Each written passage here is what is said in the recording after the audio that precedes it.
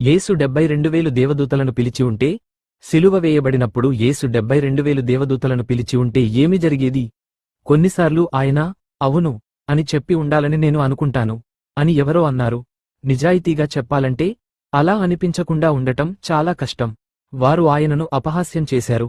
ఆయనపై ఉమ్మివేశారు, ఆయనను కొట్టారు, మరియు సిలువకు కొట్టారు.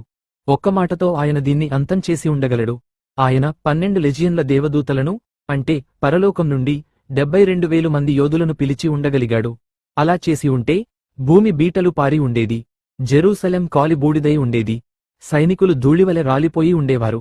ఆకాశం అగ్నితో, రెక్కలతో నిండిపోయి ఉండేది. అప్పుడు ఒక్కరూ కూడా ఆ ప్రళయం నుండి బయటపడలేకపోయేవారు. న్యాయం తక్షణమే జరిగి ఉండేది, మరియు మానవాళి అంతమై ఉండేది.